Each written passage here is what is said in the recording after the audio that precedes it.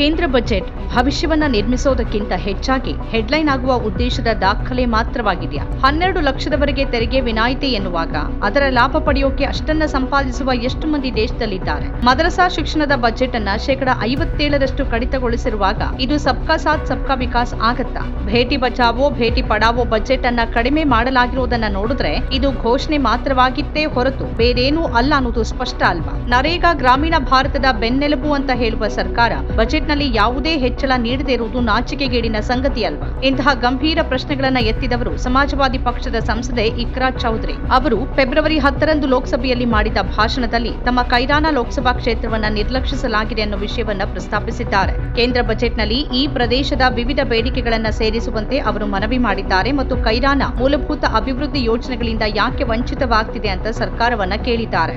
ಭಾರತದ ಸಂವಿಧಾನದ 38ನೇ ವಿಧಿ ಭಾರತವನ್ನ ಕಲ್ಯಾಣ ರಾಜ್ಯ ಅಂತ ಹೇಳುತ್ತೆ. ಬಜೆಟ್ ಮತ್ತು ಅದಕ್ಕೆ ಸಂಬಂಧಿಸಿದ ಕಲ್ಯಾಣ ಯೋಜನೆಗಳ ಮೂಲಕ ಅದನ್ನ ವಾಸ್ತವಕ್ಕೆ ತರುವುದು ಸರ್ಕಾರದ ಜವಾಬ್ದಾರಿಯಾಗಿದೆ. ಹಾಗಾಗಿಯೇ ಕೇಂದ್ರ ಬಜೆಟ್ ಕೇವಲ ಅಂಕಿ ಅಂಶಗಳ ಪುಸ್ತಕವಲ್ಲ, ಬದಲಾಗಿ ಸರ್ಕಾರದ ಆದ್ಯತೆಗಳು ಮತ್ತು ಕಲ್ಯಾಣ ರಾಜ್ಯದ ಆಶಯಕ್ಕೆ ಅದು ನಿಷ್ಠೆಯ ಕನ್ನಡಿ ಅಂತ ಹೇಳಿದ್ದಾರೆ. भारत के संविधान के आर्टिकल 38 भारत को एक वेलफेयर स्टेट के तौर पर पेश करता है और सरकार की जिम्मेदारी है कि बजट और उससे जुड़ी वेलफेयर स्कीम्स के जरिए इन आर्टिकल्स को हकीकत में लाया जाए. इसलिए यूनियन बजट सिर्फ एक आंकड़ों की किताब नहीं, बल्कि सरकार की प्राथमिकता और वेलफेयर स्टेट के संविधान से जुड़ी वफादारी का आईना है. ಬಜೆಟ್ ಸೇರಿದಂತೆ ಆರ್ಥಿಕ ನೀತಿಗಳನ್ನು ರೂಪಿಸೋದು ಸರ್ಕಾರದ ಜವಾಬ್ದಾರಿ. ಅದು ಅಸಮಾನತೆಯನ್ನ ಕಡಿಮೆ ಮಾಡಿ ಬಡವರ್ಗಕ್ಕೆ ಬಲ ನೀಡುತ್ತೆ. ಶಿಕ್ಷಣ, ಆರೋಗ್ಯ, ಸಾಮಾಜಿಕ ಭದ್ರತೆ, ಎಸ್ಸಿ ಎಸ್ಟಿ, ಅಲ್ಪಸಂಖ್ಯಾತ ಮತ್ತು ಬಡವರ ಕಲ್ಯಾಣ ಯೋಜನೆಗಳ ಜೀವನಾಡಿ ಅಂದ್ರೆ ಬಜೆಟ್. ಆದ್ರೆ ಬಜೆಟ್ ಅನ್ನ ನೋಡಿದಾಗ ಅದು ಭವಿಷ್ಯವನ್ನ ನಿರ್ಮಿಸೋದಕ್ಕಿಂತ ಹೆಡ್ಲೈನ್ ಆಗುವ ಉದ್ದೇಶದ ದಾಖಲೆ ಮಾತ್ರವಾಗಿದೆ ಅಂತ ಕಾಣುತ್ತೆ ಅಂತ ಟೀಕಿಸಿದ್ದಾರೆ. बजट वो लाइफलाइन है जिससे शिक्षा, स्वास्थ्य, पेयजल, social security, SC ST, minority, गरीबों की भलाई के लिए स्कीमें चलाई जाती है. मगर ये बजट को देखकर महसूस होता है कि ये भविष्य के निर्माण से ज्यादा हेडलाइन बटोरने का एक दस्तावेज है. ಇದರ ಪರಿಣಾಮಕ್ಕೆ ಒಳಗಾಗೋರು ಹಿಂದುಳಿದಿದ್ದಾರೆ. ಅವರಿಗೆ ಸರ್ಕಾರದ ಬೆಂಬಲ ಹೆಚ್ಚು ಬೇಕಾಗುತ್ತೆ. ಹೆಚ್ಚುತ್ತಿರುವ ಖರ್ಚುಗಳಿಂದ ತೊಂದರೆಗೀಡಾದ ರೈತರು, ನಿರುದ್ಯೋಗ ಎದುರಿಸುತ್ತಿರುವ ಯುವಕರು ಮತ್ತು ಬೆಲೆ ಏರಿಕೆ ಹೊರೆಯಿಂದ ತತ್ತರಿಸುತ್ತಿರುವ ಬಡವರಿಗೆ ನೆರವು ಬೇಕಾಗಿದೆ. ಈ ಸರ್ಕಾರ 12 ಲಕ್ಷದವರೆಗಿನ ಆದಾಯ ತೆರಿಗೆ ವಿನಾಯಿತಿ ಬಗ್ಗೆ ಹೆಮ್ಮೆಯಿಂದ ಹೇಳ್ತಿದೆ. ಆದರೆ ಪ್ರಶ್ನೆ, ಎಷ್ಟು ಭಾರತೀಯರು ಅದರಿಂದ ಲಾಭ ಪಡೆಯೋಕೆ ಅಷ್ಟು ಸಂಪಾದನೆ ಮಾಡ್ತಾರೆ ಅನ್ನೋ ವಿಚಾರ. ಪರೋಕ್ಷ ತೆರಿಗೆಗಳಿಗೆ ಸಂಬಂಧಪಟ್ಟಂತೆ ಯಾವುದೇ ಪರಿಹಾರ ನೀಡದ ಕಾರಣ ಪ್ರತಿಯೊಬ್ಬರ ಮೇಲೆ, ಅದರಲ್ಲೂ ಸಮಾಜದ ಬಡ ಮತ್ತು ದುರ್ಬಲ ವರ್ಗದ ಮೇಲೆ ಇದರ ಹೊರೆ ಬೀಳುತ್ತೆ. ಇದು ಎಲ್ಲರನ್ನೂ ಒಳಗೊಂಡ ಬಜೆಟ್ ಅಲ್ಲ ಅಂತ ಇದು ಸ್ಪಷ್ಟವಾಗಿ ತೋರಿಸುತ್ತೆ ಅಂತ ಹೇಳಿದ್ರು. This government is proudly marketing the income tax exemption of 12 lakhs. But the question is, how many Indians even earn that much to benefit from it? Only 2.2% of Indian population pays direct taxes, whereas no relief has been given in regards to indirect taxes, the burden of which falls on everyone, especially the poor and weaker section of the society. This clearly shows that this is not an inclusive budget. ಹೆಚ್ಚಿನ GST ದರಗಳು ಸಾಮಾನ್ಯ ಜನರ ಬೆನ್ನು ಮುರಿದಿವೆ. ರಸಗೊಬ್ಬರಗಳು, ಔಷಧಗಳು, ಶಾಲಾ ಪುಸ್ತಕ ಮತ್ತು ಇತರ ಅಗತ್ಯ ವಸ್ತುಗಳ ಮೇಲಿನ ತೆರಿಗೆ ಕಡಿಮೆ ಮಾಡುವುದು ಅಗತ್ಯ. ಪೆಟ್ರೋಲ್ ಮತ್ತು ಡೀಸೆಲ್ ಮೇಲಿನ ತೆರಿಗೆ ಕಡಿಮೆ ಮಾಡೋಕೆ ಯಾವುದೇ ಪ್ರಯತ್ನ ನಡೆದಿಲ್ಲ. ಇದು ಪ್ರತಿಯೊಬ್ಬ ನಾಗರಿಕನ ಮೇಲೆ ನೇರವಾಗಿ ಪರಿಣಾಮ ಬೀರುತ್ತೆ ಅಂತ ಹೇಳಿದ್ರು. ಸರ್ಕಾರ ತನ್ನ ಆರ್ಥಿಕ ಸ್ಥಿತಿಯನ್ನ ಸುಧಾರಿಸೋಕೆ ಪ್ರಯತ್ನಿಸಬೇಕು ಮತ್ತು ಸಂಪನ್ಮೂಲಗಳ ಪ್ರಕಾರ ಜನರಿಗೆ ಉದ್ಯೋಗವನ್ನ ಒದಗಿಸಬೇಕು ಅಂತ ಆರ್ಟಿಕಲ್ 41 ಹೇಳುತ್ತೆ. ಈ ಬಜೆಟ್ ನಿರುದ್ಯೋಗವನ್ನ ತೊಡೆದು ಹಾಕೋಕೆ ಯಾವುದೇ ದೃಢವಾದ ಪರಿಹಾರವನ್ನ ಒದಗಿಸಿಲ್ಲ. ಹೊಸ ಉದ್ಯೋಗಗಳು ಹಾಗಿರ್ಲಿ, ಇರೋ ಉದ್ಯೋಗಗಳು ಕೂಡ ಇಲ್ಲವಾಗ್ತಿದೆ. ಕೌಶಲ್ಯ ಅಭಿವೃದ್ಧಿ ಕಾರ್ಯಕ್ರಮಗಳ ಹೆಸರಲ್ಲಿ ಕೋಟಿಗಟ್ಟಲೆ ಖರ್ಚು ಮಾಡಲಾಗ್ತಿದೆ. ಆದರೆ ತರಬೇತಿ ಪಡೆದ ನಂತರ ಎಷ್ಟು ಯುವಕರಿಗೆ ನಿಜವಾಗಿಯೂ ಉದ್ಯೋಗ ಸಿಗ್ತಿದೆ? ಇದರ ಬಗ್ಗೆ ಸರ್ಕಾರದ ಬಳಿ ಯಾವುದೇ ಡೇಟಾ ಇಲ್ಲ ಅಂತ ಹೇಳಿದ್ರು. आर्टिकल 41 कहता है कि सरकार को ये कोशिश करनी चाहिए कि वो अपनी इकोनॉमिक हालात और रिसोर्सेज के हिसाब से लोगों को रोजगार दे. इस बजट ने बेरोजगारी दूर करने की दिशा में कोई ठोस उपाय नहीं दिया है. नई नौकरियों की बात तो छोड़िए, जो पहले से थी वो भी खत्म होती जा रही हैं.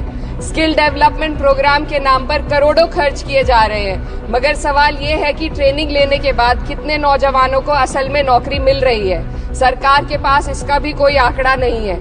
ಸರ್ಕಾರಿ ಇಲಾಖೆಗಳಲ್ಲಿ ಲಕ್ಷಗಟ್ಟಲೆ ಹುದ್ದೆಗಳು ಖಾಲಿ ಇವೆ, ಆದರೆ ನೇಮಕಾತಿಗೆ ಯಾವುದೇ ಯೋಜನೆ ಇಲ್ಲ. ಆರ್ಟಿಕಲ್ 45ರ ಪ್ರಕಾರ ಪ್ರತಿ ಮಗುವಿಗೆ ಉಚಿತ ಮತ್ತು ಅಗತ್ಯ ಶಿಕ್ಷಣ ಒದಗಿಸುವುದು ಸರ್ಕಾರದ ಜವಾಬ್ದಾರಿ. ಸಂಸತ್ತು ಶಿಕ್ಷಣ ಹಕ್ಕು ಕಾಯ್ದೆ ರೂಪಿಸುವ ಮೂಲಕ ಅದನ್ನ ಮತ್ತಷ್ಟು ಬಲಪಡಿಸಿತ್ತು. ಆದರೆ ನಗರ ಪ್ರದೇಶಗಳಲ್ಲಿ ಸರ್ಕಾರಿ ಶಾಲೆಗಳಲ್ಲಿ ಶಿಕ್ಷಕರ ಕೊರತೆಯಿಂದಾಗಿ ಶಾಲೆಗಳು ಮುಚ್ಚಲ್ಪಡ್ತಿವೆ ಮತ್ತು ಶಿಕ್ಷಕರು ದೂರದ ಗ್ರಾಮೀಣ ಪ್ರದೇಶಗಳಲ್ಲಿ ಶಾಲೆಗಳನ್ನು ತಲುಪೋಕೆ ಸಾಧ್ಯವಾಗ್ತಾ ಇಲ್ಲ. आर्टिकल 45 जिसके द्वारा सरकार की जिम्मेदारी है कि हर बच्चे को 6 साल की उम्र तक फ्री और जरूरी तालीम मिले ताकि उनका बुनियादी तालीमी डेवलपमेंट सही से हो सके, जिसको संसद ने शिक्षा का अधिकार अधिनियम बनाकर और भी मजबूती दी थी, परंतु इसकी जमीनी हालत क्या है वो किसी से छुपी नहीं है। नगरीय क्षेत्रों में सरकारी स्कूलों में शिक्षक न होने की वजह से स्कूल बंद हो रहे हैं तथा दूरस्थ ग्रामीण क्षेत्र के स्कूलों में टीचर ही नहीं पहुंच पा रहे हैं।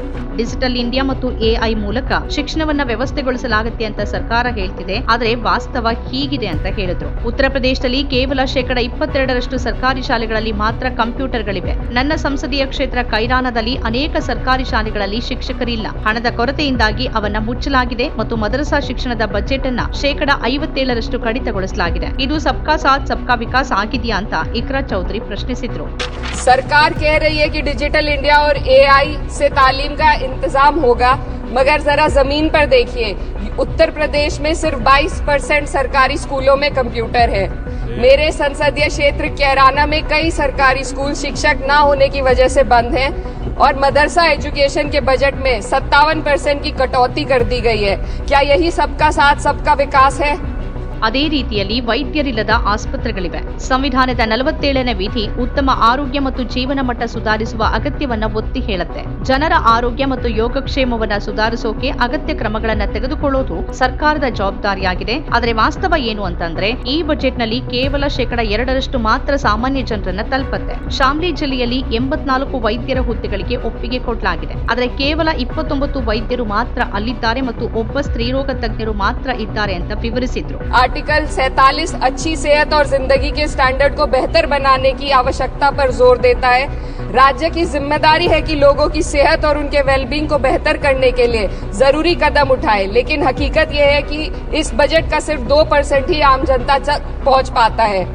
शामली जिले में 84 डॉक्टर की पोस्ट स्वीकृत है, मगर सिर्फ 29 डॉक्टर काम कर रहे हैं और गायनोकोलॉजिस्ट मात्र 1 है। ಔಷಧಗಳ ಬೆಲೆಗಳು ಹೆಚ್ಚುತ್ತಿದೆ, ಆದರೆ ಬಡವರಿಗೆ ಯಾವುದೇ ಪರಿಹಾರ ಇಲ್ಲ. ಸರ್ಕಾರ ಮಹಿಳೆಯರಿಗಾಗಿ ಬಜೆಟ್ ಅನ್ನ ಹೆಚ್ಚಿಸೋದಾಗಿ ಹೇಳ್ಕೊಂಡಿದೆ, ಆದರೆ ಅದರ ಬಜೆಟ್ನ 81% ಪೌಷ್ಟಿಕಾಂಶ ಯೋಜನೆಗಳಿಗೆ ಮಾತ್ರ ಮೀಸಲಿಡಲಾಗಿದೆ. ಮಹಿಳೆಯರ ಉದ್ಯೋಗ, ಅವರ ಆರ್ಥಿಕ ಸ್ವಾತಂತ್ರ್ಯ ಮತ್ತು ಭದ್ರತೆಗಾಗಿ ಯಾವುದೇ ನಿರ್ದಿಷ್ಟ ಯೋಜನೆಯನ್ನು ರೂಪಿಸಲಾಗಿಲ್ಲ.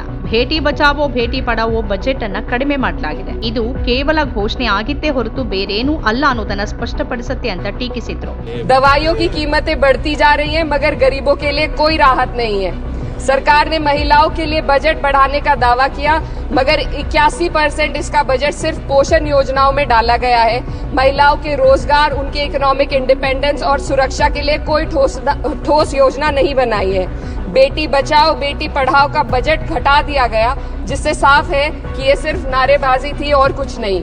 ರೈತರ ಸಂಕಷ್ಟ ನಮ್ಮೆಲ್ಲರ ಮುಂದೆ ಇದೆ. 2016ರಲ್ಲಿ ರೈತರ ಆದಾಯ 2022ರ ವೇಳೆಗೆ ದ್ವಿಗುಣಗೊಳ್ಳುತ್ತೆ ಅಂತ ಹೇಳಲಾಗಿತ್ತು, ಆದರೆ 2025 ಬಂದ್ರೂ ಇವತ್ತಿಗೂ ಎಂಎಸ್ಪಿಗೆ ಯಾವುದೇ ಖಾತ್ರಿ ನೀಡಲಾಗಿಲ್ಲ. ಕಬ್ಬು ಬೆಳೆಗಾರರು ಇಲ್ಲಿವರೆಗೆ ತಮ್ಮ ಬಾಕಿ ಹಣವನ್ನ ಪಡೆದಿಲ್ಲ ಅಂತ ಹೇಳಿದ್ರು. ರಸಗೊಬ್ಬರಗಳ ಕೊರತೆಯಿಂದ ತೊಂದರೆಗೀಡಾದ ರೈತರು ಇನ್ನೂ ರಸ್ತೆಗಿಳಿದು ಪ್ರತಿಭಟನೆಯನ್ನ ನಡೆಸಿದ್ದಾರೆ. ಕಾರ್ಮಿಕರಿಗೆ ಅತಿ ದೊಡ್ಡ ಯೋಜನೆ ಅಂದ್ರೆ ಮನ್ರೇಗಾ. ಅದು ಗ್ರಾಮೀಣ ಭಾರತದ ಬೆನ್ನೆಲುಬು ಅಂತ ಸರ್ಕಾರವೇ ಹೇಳುತ್ತೆ, ಆದರೆ ಬಜೆಟ್ನಲ್ಲಿ ಯಾವುದೇ ಹೆಚ್ಚಳ ಸಿಗದೇ ಇರುವುದು ತುಂಬಾ ನಾಚಿಕೆಗೇಡಿನ ಸಂಗತಿ. ಸರಾಸರಿ ಕೇವಲ 44 ದಿನಗಳ ಉದ್ಯೋಗವನ್ನ ಒದಗಿಸಲಾಗ್ತಿದೆ, ಆದರೆ ಯೋಜನೆ 100 ದಿನಗಳ ಖಾತ್ರಿಯನ್ನ ಹೊಂದಿದೆ ಅಂತ ವಾಸ್ತವವನ್ನ ವಿವರಿಸಿದ್ರು. मजदूरों के लिए जो सबसे बड़ी योजना मनरेगा थी, सरकार कहती है कि मनरेगा ग्रामीण भारत की रीढ़ है, मगर बजट में कोई भी बढ़ोतरी नहीं मिलना बहुत शर्मसार है। औसतन 44 दिन का ही रोजगार मिल रहा है, जबकि स्कीम 100 दिन की गारंटी की होती है।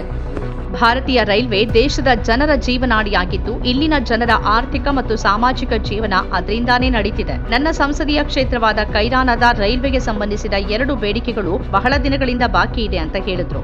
भारतीय रेलवे देश के लोगों की जीवन रेखा है और इसी से यहाँ के लोगों की आर्थिक एवं सामाजिक जिंदगी चल रही है. देश के हर हिस्से को रेल कनेक्टिविटी से जोड़े जाना सरकार की कल्याणकारी नीति का हिस्सा है.